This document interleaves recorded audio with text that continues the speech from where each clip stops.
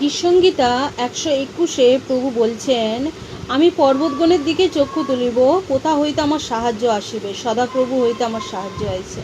আমার সাহায্য কোথা থেকে আসে? স্বর্গ থেকে।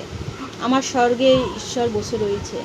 স্বর্গে তোমার সিংহাসন, পৃথিবীতে তোমার পাদপীঠ। আমরা এরকম প্রার্থনা করি না প্রভুর কাছে?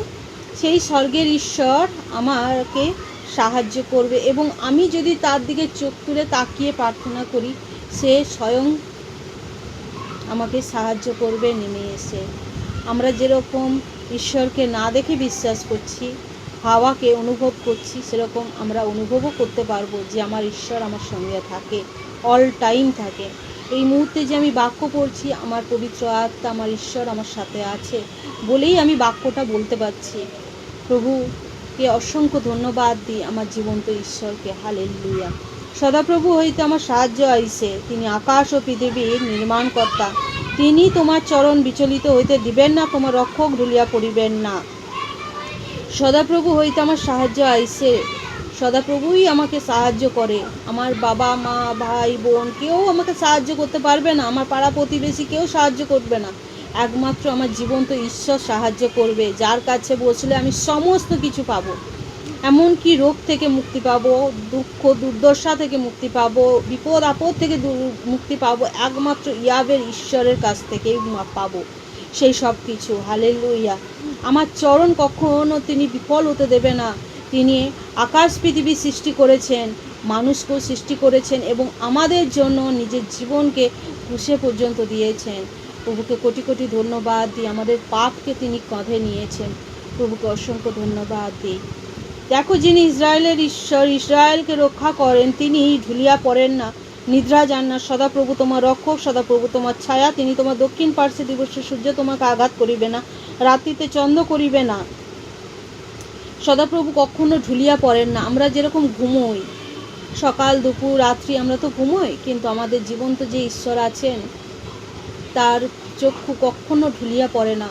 তিনি সব সময় আমাদেরকে দেখছেন।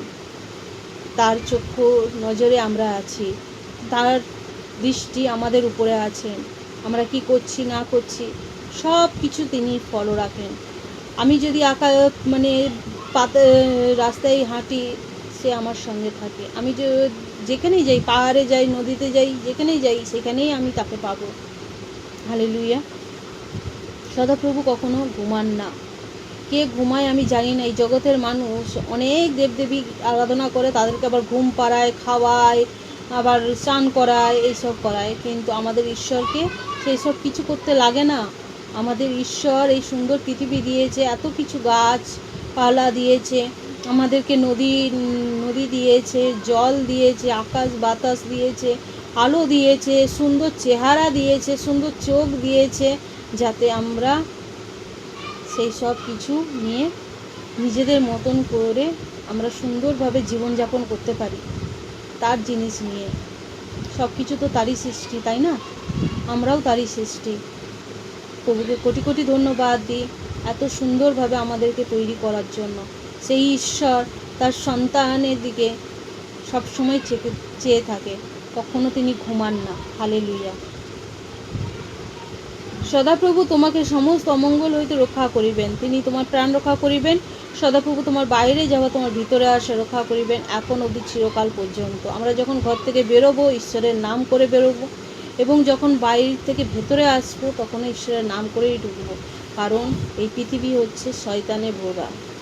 তাই আমরা যা কিছু করব, সবসময় আমাদের সদাপ্রভুকে কাছে রাখবো, আগে রাখবো। আমরা যেন কোনো কারণে এই জিনিসটা না ভুলে যাই। আমরা যদি এক গ্লাস জলও খাই, বা একটা যদি টিপের পাতাও কিনি, আমরা তো মেয়ে, আমরা সাজতে ভালোবাসি, আমরা যদি নেলপালিশ, টিপের পাতা যা কিছু কিনি, আগেই সদাপ্রভুর কাছে প্রার্থনা করব সেই জিনিসটার জন্য। সদাপ্রভুকে কাছে রাখবো, প্রভু তোমার ইচ্ছাতে আমি এটা কিনতে পারলাম। তাতে কি হবে? বাইরের শয়তান ভেতরে আসবে না আমাদের গৃহেতে। কারণ আমাদেরকে প্রভু যেভাবে রেখেছেন, যেই গৃহেতে রেখেছেন, সেই গৃহ আমাদের না, স্বয়ং ঈশ্বরের গৃহ। কারণ এই পৃথিবীতে আমরা কিচ্ছু নিয়ে যেতে পারবো না, একমাত্র এই জীবন্ত বাক্য নিয়ে যেতে পারবো। হৃদয়ে ভরে ঈশ্বরের কাছে, ঈশ্বরের সাথে যেতে পারবো। তাই না? হালেলুয়া।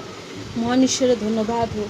আমাদেরকে সমস্ত অমঙ্গল থেকে তিনিই রক্ষা করেন এবং তিনি রক্ষা করবেন তার সন্তানকে। Hallelujah, praise the Lord. জয় যিশু সবাইকে।